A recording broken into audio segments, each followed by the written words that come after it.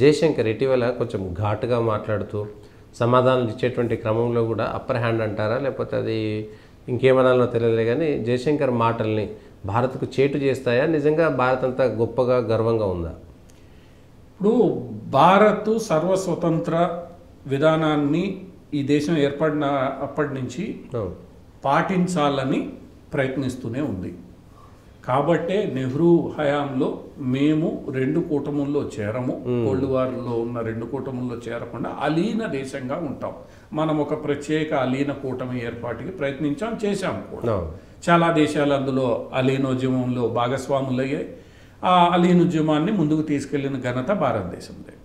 ఈరోజు నరేంద్ర మోడీ గారు చెప్పేది కూడా ఏదైతే 2 కూటములు ఉన్నాయో వాళ్ళ ఇష్టానుసారం ప్రపంచం నడపము, మా ప్రయోజనాలు మాకు ముఖ్యము, మీరు డిక్టేట్ చేసిన టర్మ్స్ని మేము పూర్తిగా వినాల్సిన అవసరం లేదు. జయశంకర్ గారు నిన్న వియన్నాలో గత వారం మాట్లాడుతూ ఆ వియన్నాలో అమెరికా విదేశాంగ శాఖ మంత్రి, జర్మన్ విదేశాంగ శాఖ మంత్రి సమక్షంలో ఆయన్ని ప్రశ్న వేసినప్పుడు మొట్టమొదటి నుంచి నా దేశానికి మల్టిపుల్ ఆప్షన్స్ పెట్టుకునే అలవాటు ఉంది, అది మేము ఈ రోజు కూడా కొనసాగిస్తున్నాం, ఇది కావాలనో ఎంపిక చేసుకోవాల్సిన స్మార్ట్నెస్ కూడా మా దగ్గర ఉంది, దాన్ని మీరు ఎలా తప్పుపడతారో అని అడిగాడు ఆయన తెలివిగా.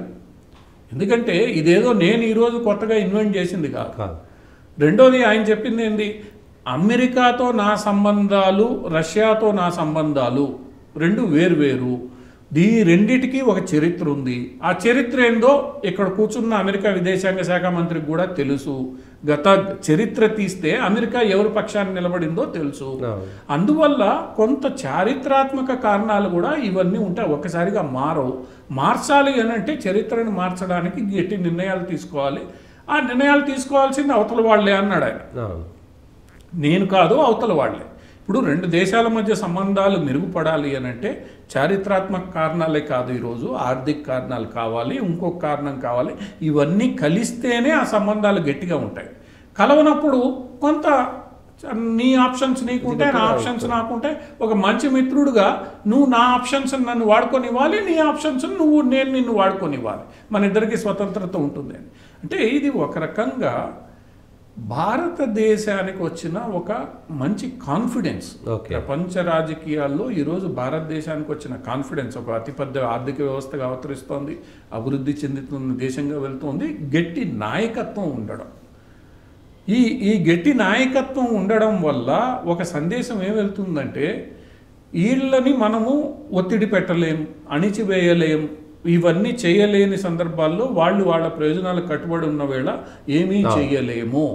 ఇప్పుడు చైనా కూడా మన బోర్డర్లో మన మీద ఎలాంటి ఒత్తిడి పెట్టాలనే చూసింది. వీళ్ళు 2500 కిలోమీటర్లు ఉండే బోర్డర్లో సైన్యాన్ని డిప్లాయ్ చేసి అంత ఖర్చును తట్టుకోగలుగుతుందా భారతదేశం? ఎందుకంటే నేను ఈ మధ్య కొంతమంది నిపుణులు చెప్తుంటే విన్నా, అంత ఖర్చు పెట్టాల్సిన అవసరం ఉందా చైనా బోర్డర్లో? చైనా ఆర్థిక వ్యవస్థతో మనం పోటీ పడగలమా?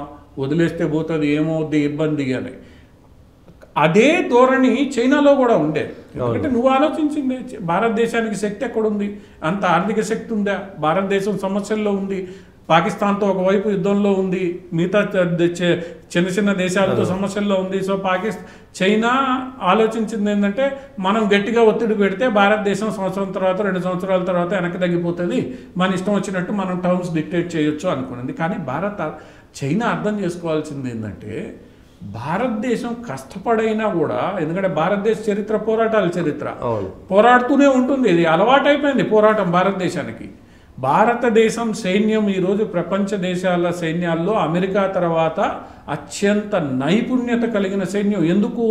కేవలం అత్యాధునిక ఆయుధాలు, స్ట్రాటజీ కాదు. భారతదేశ సైన్యం పలు రకాలుగా యుద్ధాల్లో పాల్గొంటూనే ఉంది. రెండవ ప్రపంచ యుద్ధం, మొదటి ప్రపంచ యుద్ధం, పాకిస్తాన్తో యుద్ధం, సియాచిన్లో యుద్ధం. సియాచిన్లో భారతదేశం చేస్తున్న యుద్ధం ఏదైతే ఉందో ప్రపంచంలో ఏ దేశం చేయట్లేదు. ఎన్నేళ్లుగా? గత 40 సంవత్సరాలుగా. సో భారతదేశం మొండి పట్టుదలని ఇక్కడ అందరూ మిస్కాలిక్యులేట్ చేస్తున్నారు.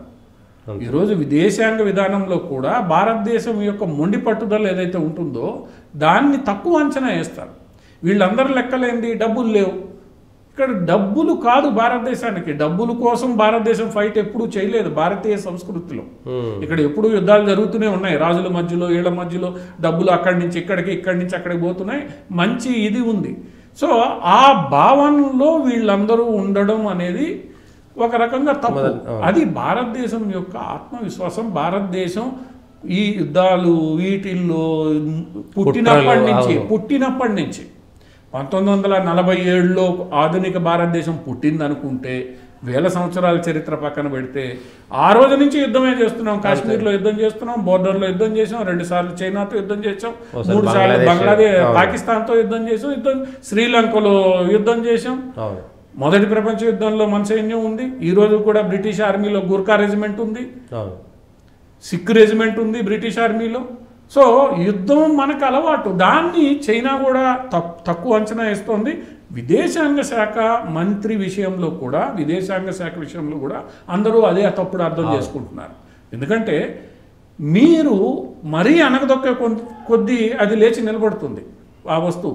అటువంటి పరిస్థితుల్లో ఈరోజు భారత్ ఆత్మవిశ్వాసంగా చెప్తోంది. ఎందుకంటే అందరి ఆర్థిక వ్యవస్థలు కిందకు పోతున్నాయి, మనమే 7%లో ఈరోజు ఎదుగుతున్నాం, చైనా కూడా ఎదగడం లేదు. అంతటి ఆత్మవిశ్వాసం కలిగిన అభివృద్ధి చెందుతున్న ఆర్థిక వ్యవస్థ, 140 కోట్ల మంది ప్రజలు, గట్టి నాయకత్వం ఉన్నప్పుడు ఆ విదేశాంగ శాఖ మంత్రి మాటల్లో కూడా అదే ఆత్మవిశ్వాసం ఈరోజు మనకి కనిపిస్తుంది. ఆ ఆత్మవిశ్వాసం ఏ రోజైతే పైనున్న నాయకుడు ఇవ్వగలుగుతాడో తన వాళ్ళకి, ఆ రోజు అది అన్ని చోట్ల ప్రతిబింబిస్తుంది అనేది జయశంకర్ మాటల్లో మనకు తెలుస్తోంది. జయశంకర్ మాటల్ని ఖండించే ధైర్యం కూడా ఎవడు చేయట్లేదు, పక్కనున్న వాళ్ళు కూడా ఖండించలేకపోయారు. అవును, ఎందుకంటే స్పష్టంగా చెప్తున్నాము, ఇందులో మిన్స్ చేయడం లేదు, డిప్లొమసీ లేదు, సూటిగా నా అభిప్రాయాన్ని చెప్తున్నా, నీ అభిప్రాయాన్ని నువ్వు చెప్పు, అంతే. ఇంకా అదొక అంశము. ఇంకొక మోడీ జమ్మూ కాశ్మీర్లోకి వెళ్ళి, జమ్మూ కాశ్మీర్ ఎన్నికల్లో మేము యువకులంతా కూడా ఇప్పుడు ఆ బాంబులు, కత్తులు లేకపోతే తుపాకుల నుంచి పక్కకు వచ్చి అభివృద్ధి వైపు వెళ్తున్నారనేటువంటి మాట 42 సంవత్సరాల తర్వాత నిన్న మోడీ గారు వెళ్ళినటువంటి ప్రాంతానికి వెళ్ళడం అనేటువంటిది ఎట్లా చూడొచ్చు దాన్ని? ఇప్పుడు చీనాబ్ వ్యాలీ అనేది పెద్దగా మనకి గతంలో తీవ్రవాదం వైపు లేదు. పీక్ ఆఫ్ తీవ్రవాదంలో కూడా అది జమ్మూ రీజియన్లో వస్తుంది. చీనాబ్ వ్యాలీ కొద్దిగా, ఎందుకంటే అది లైన్ ఆఫ్ కంట్రోల్కి కొద్దిగా దూరంలో ఉంటుంది కాబట్టి కొంత తక్కువ ఉండేది. కానీ ఇటీవల కాలంలో ఆ చీనాబ్ వ్యాలీలో తీవ్రవాదులు వాళ్ళ యొక్క ప్రజెన్స్ని చూపించే ప్రయత్నం చేస్తున్నారు ఆర్టికల్ 370 తొలగించిన తర్వాత. ఎందుకంటే కాశ్మీర్ లోయలో వాళ్ళకి మద్దతు దొరకడం లేదు. ఈ లైన్ ఆఫ్ కంట్రోల్కి దగ్గరగా ఉన్న చోట్ల సెక్యూరిటీ ఎక్కువగా ఉంటుంది కాబట్టి ఇక్కడ సెక్యూరిటీ తక్కువ ఉంటుందన్న భావనతో వాళ్ళు ఇక్కడ ఇది చేసే ప్రయత్నం చేస్తున్నారు. అటువంటి పరిస్థితుల్లో అక్కడ వరుసగా ఈ మధ్య కాలంలో ఎన్కౌంటర్లు జరుగుతూనే ఉన్నాయి. అక్కడ వైష్ణవదేవి ఆ ప్రాంతానికి దగ్గరగా 100 కిలోమీటర్ల దూరంలోనే ఉదంపూరు ఇవన్నీ ఉంటాయి కాబట్టి, ఇవన్నీ హిందూ డామినేటెడ్ ఏరియాస్ కాబట్టి అక్కడ జరుగుతూనే ఉన్నాయి. వాళ్ళు ఏదో వాళ్ళ ప్రజెన్స్ని ఫిల్ట్ చేసే ప్రయత్నం చేస్తున్నారు. మనం ఆర్టికల్ 370 తర్వాత జరిగిన పరిణామాలను చూస్తే ఈరోజు చాలా వరకు రోజువారీ ఉద్యమాలు తగ్గిపోయాయి. మీరు లాల్ చౌక్ని తీసుకున్నా కూడా, లాల్ చౌక్లో నాకు తెలిసి గత 6 నెలల్లో ఒక్క సంఘటన లేదు. పీస్ఫుల్గా వ్యాపారాలు చేసుకుంటున్నారు అక్కడ. ఆ లాల్ చౌక్లో మొట్టమొదటిసారి బీజేపీ క్యాండిడేట్ని నిలబెట్టింది. ఎందుకంటే బీజేపీ కాశ్మీర్ లోయలో అభ్యర్థుల్ని పెట్టలేదు, కానీ లాల్ చౌక్లో సింబాలిక్గా, అంటే ప్రపంచానికి ఏ లాల్ చౌక్లో అయితే జెండా ఎగరాయడానికి వీలు లేదని ప్రకటించారో అక్కడ కూడా బీజేపీ అభ్యర్థి పోటీ చేస్తున్నాడు, స్వేచ్ఛాయుత వాతావరణంలో ఆయన క్యాంపెయిన్ చేసుకుంటున్నాడని ప్రపంచానికి చెప్పడానికి లాల్ చౌక్లో బీజేపీ. అంటే అక్కడ ఎంత మార్పు వచ్చింది. ఆ మార్పుకి కేవలం ప్రభుత్వ విధానాలే కాదు, ప్రభుత్వం గట్టిగా భద్రతా బలగాలకు ఇచ్చిన మద్దతు, నైతిక స్థైర్యం కూడా కారణం. సో భద్రతా బలగాలు ఎప్పుడు ఈరోజు గట్టిగా పనిచేస్తున్నాయి. వాటికి తెలుసు బలమైన నాయకత్వం మన వెనకాల ఉంది కాబట్టి మనం గట్టిగా పనిచేయచ్చు అని. ఎప్పుడైతే మనమేదో ప్రత్యేక పౌరులమన్న భావన కాశ్మీర్ యువతలో పోయిందో, అరెస్ట్ చేసి మనల్ని తీసుకుపోయి వీళ్ళు గౌహతి జైల్లోనో చెన్నై జైల్లోనో పెట్టగలరన్న భయం వచ్చిందో అప్పటిదాకా వాళ్ళని బయటికి తీసుకురావడానికి లేదు. ఎప్పుడైతే ప్రత్యేక చట్టాలు పోయాయో వాళ్ళని తీసుకెళ్లి ఇప్పుడు ఇంజనీర్ రషీద్ని తిహార్లో పెట్టారు, లేదా ఇంకోటిని తీసుకుపోయి చెన్నై జైల్లో పెట్టొచ్చు. భారతదేశంలో నువ్వు కూడా పార్ట్ అని తేలిన తర్వాత యువత ఆటోమేటిక్గా ఈ రాళ్లు విసిరే సంఘటనల దగ్గర నుంచి వెళ్ళిపోయింది. ఎందుకంటే కేసులు పెడితే రేపు ప్రభుత్వ ఉద్యోగాలు రావు. వీళ్ళందరూ ఏంది ప్రభుత్వ ఉద్యోగాలు చేస్తూ చేసేవాళ్ళు, ఇవన్నీ ఉద్యోగాలు పోతాయనే భయం. ఇంకోవైపు పాకిస్తాన్ అడక్కదింటోంది, అక్కడ ప్రజలు ఏం జరుగుతుందో తెలుసు. పీఓకే వాళ్ళు ఇండియాలో మేము మెర్జ్ అవుతామని నినాదాలు చేస్తున్నారు. ఇవన్నీ కూడా ఒకప్పుడు ప్రపంచంలో పక్కన ఏం జరిగేదో పక్కన తెలియదు, కానీ సోషల్ మీడియా కారణంగా ఈరోజు లైన్ ఆఫ్ కంట్రోల్కి అవతల ఏం జరుగుతుంది అన్నది ఇక్కడ యువత స్పష్టంగా చూస్తున్నారు. సో అర్థం చేసుకుంటున్నారు. పాకిస్తాన్లో ఏం జరుగుతుందో తెలుస్తుంది. ఈరోజు మనం పాకిస్తాన్లో చాలా వీడియోలు యూట్యూబర్లు పెట్టేవి చూస్తే పాకిస్తాన్ ప్రజలు మింగలేక కక్కలేక వాళ్ళని తిట్టలేక మనల్ని పొగడలేక మధ్యలో ఉన్నారు, మనకి తెలుస్తూ ఉంటుంది ఆ వీడియోల ద్వారా. అందువల్ల ఏంటంటే ప్రపంచం మారుతోంది, మద్దతు ఇచ్చే వాళ్ళు లేరు తీవ్రవాదానికి. ఈ పరిస్థితుల్లో కాశ్మీర్ యువత అర్థం చేసుకుంది. రియలైజ్ అయిన తర్వాత ఒక్కసారి చూడండి, ఎందుకు లేవు మీ దగ్గర రాళ్లు విసిరే సంఘటనలు? ఆల్మోస్ట్ ఆల్ మీరు మూసేసుకోవాల్సి వచ్చింది. ఏమైంది? మాయమైపోయాయి అన్ని. అంటే అంత తీవ్రవాదం ఉన్నది ఒక్కసారిగా మాయమైపోయిందా? అంటే ఏంటి సృష్టిస్తున్నారు? ఇప్పుడు అక్కడ స్థానిక మీడియా కూడా ఇన్ని రోజులు ఏం సృష్టించింది? కాశ్మీర్ ఎప్పుడు తగలబడుతోంది ఆందోళనలు. ఈ రోజు ఆ మీడియా కూడా నియంత్రణకి భయపడి, నియంత్రణ అంటే చట్టాలు వర్తిస్తాయి, నువ్వు నిజం చూపించు. రెండోది, ఇక్కడ జర్నలిస్టులు ఈరోజు ఫ్రీగా వెళ్ళి శ్రీనగర్లోనో ఇంకో చోటనో రిపోర్ట్ చేసి రాగలుగుతున్నారు.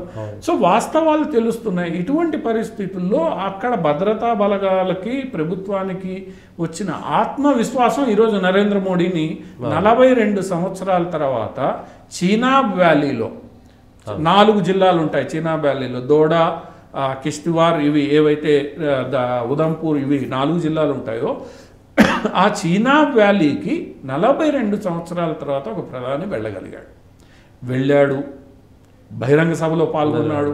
చాలా పెద్ద ఎత్తున కార్యకర్తలు, బీజేపీ అభిమానులు పాల్గొన్నారు. ఎందుకంటే అది 33% హిందువులు ఉండే ఏరియా, దగ్గర 40% పాల్గొని అక్కడి నుంచి బయటకు వచ్చాడు. అదే సందర్భంలో పక్కనున్న కిష్తివార్ జిల్లాలో 2 రోజులుగా ఎన్కౌంటర్ జరుగుతూనే ఉంది. దాంట్లో 4 భారతీయ సైనికులు గాయపడ్డారు, 2 చనిపోయారు. కానీ భారతదేశ సైన్యానికి, భద్రతా బలగాలకు ఏర్పడిన ఆత్మవిశ్వాసానికి మోడీ పర్యటన ఒక ప్రతిబింబం. ఇప్పుడు భద్రతా బలగాలు మోడీకి అనుమతి ఇవ్వకపోతే వెళ్ళలేని పరిస్థితి. మనకు సుశీల్ కుమార్ సిండే గారు ఇటీవల ఆయన పుస్తకాన్ని విడుదల చేస్తూ చెప్పాడు, హోంమంత్రిగా శ్రీనగర్కి పోమంటున్నారు, నేను ఎక్కడ పోయేది, నేను భయపడేవాడిని అని ఆయన నవ్వుతూ చెప్పినా కూడా అది వాస్తవం. భద్రతా బలగాల అనుమతి లేకుండా ఆ రోజుల్లో హోంమంత్రి కాదు కదా, ఇంకోడు కూడా పోలేని పరిస్థితి కాశ్మీర్, శ్రీనగర్కి, క్యాపిటల్కి. అటువంటి స్థితిలో ఈరోజు లాల్ చౌక్లో బీజేపీ అభ్యర్థి పోటీ చేయడం, ప్రధానమంత్రి 42 సంవత్సరాల తర్వాత చీనాబ్ వ్యాలీకి వెళ్ళి దిగ్విజయంగా సభ పూర్తి చేసుకుని వందల సంఖ్యలో ధైర్యంగా కార్యకర్తలు జమ అయితే వాళ్ళని మాట్లాడి రెండో వైపు తాను చెప్పాలనుకున్న అంశాన్ని చెప్పి సురక్షితంగా బయటికి రావడం అనేది ఒక రకంగా భారతదేశ భద్రతా బలగాలు, భారత ప్రభుత్వ విజయం. ఈరోజు ఆ విజయాన్నే ఆయన ఆ రోజు చెప్పాడు. అక్కడ ఏం జరిగేది? మోడీ మాటల్లోనే 2 కుటుంబాలు మొత్తాన్ని ఇది చేసేవి. ఆ 2 కుటుంబాలకు ఇంకో కుటుంబం కూడా తోడు ఉంది, ఢిల్లీలో ఉంటుంది, అది గాంధీ కుటుంబం. ఈ కుటుంబవాదం ఏదైతే ఉందో ఆ కుటుంబవాదం వాళ్ళ స్వప్రయోజనాల కోసం, వాళ్ళు ఢిల్లీలో ఉండి ఎంజాయ్ చేయడానికి కోసం కాశ్మీర్ని రగులుస్తూ ఉంచేవాడు. కాశ్మీర్లో తీవ్రవాదం అనే బూచిని అదే విషయాన్ని మళ్ళీ ప్రధానమంత్రి ప్రస్తావించాడు.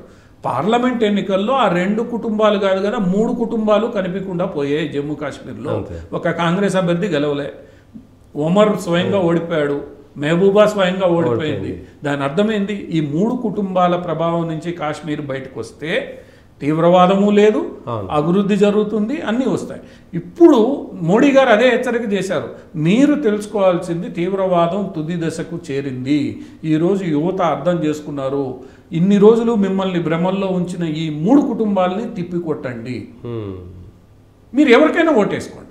ఎందుకంటే కాశ్మీర్ లోయలో బీజేపీ పోటీ చేయడం లేదు, దీని అర్థమైంది వాళ్ళిద్దరికి ఓటు వేయొద్దు అని అంటే ఎవరికైనా వేసుకోండి. అక్కడ మిగిలింది ఎవరు? ఇంజనీర్ రషీదు లాంటి ఇండిపెండెంట్లు లేదా హరియత్ కాన్ఫరెన్స్కి సంబంధించిన నాయకులు ఈసారి మొట్టమొదటిసారిగా ఇండిపెండెంట్లుగా బరిలో దిగారు గత 15 ఏళ్ల తర్వాత. అంతకుముందు వాళ్ళు బహిష్కరించేవాళ్ళు ఎన్నికల్ని. ఏమంటారు వాళ్ళు కూడా, మేము ప్రజాస్వామ్య ప్రక్రియలో పాల్గొనదలుచుకున్నామని అన్నారు. అది భారతదేశానికి గొప్ప విజయం. ఎవరైతే ఎన్నికలను బహిష్కరించి మాకు ఈ ప్రజాస్వామ్యం వద్దు అన్నారో వాళ్ళందరూ ప్రజాస్వామ్య ప్రక్రియలో పాల్గొంటున్నారు. సో నరేంద్ర మోడీ ప్రజాస్వామ్య ప్రక్రియ ఈరోజు ముందంజలో ఉంది. ఆ ప్రజాస్వామ్య ప్రక్రియకు అనుగుణంగా మీకు నచ్చిన వాళ్ళకి ఓట్లేయండి, కానీ ఈ 3 కుటుంబాలకు కాదు, స్పష్టంగా చెప్పాడు. ఇంకొక విషయం ఏంది, ఈరోజు బీజేపీ అక్కడ అధికారంలో వచ్చే పరిస్థితి కూడా లేదు. ఎందుకంటే బీజేపీ కాశ్మీర్లో పోటీ చేయట్లేదు, సగం సీట్లలోనే పోటీ చేస్తుంది. బీజేపీ సగం పోటీ చేసిన ప్రతి సీట్ని గెలుచుకున్నా మెజార్టీ రాదు. సో కాశ్మీర్ లోయలో ఎవరో ఒకరితో జత కట్టాలి. ఒమర్ అబ్దుల్లా కాంగ్రెస్ టీమ్గా ఉన్నప్పుడు మెహబూబా ముఫ్తీతో గెలుచుకొని వస్తే మెహబూబా ముఫ్తీ ఆప్షన్ అవుతుంది.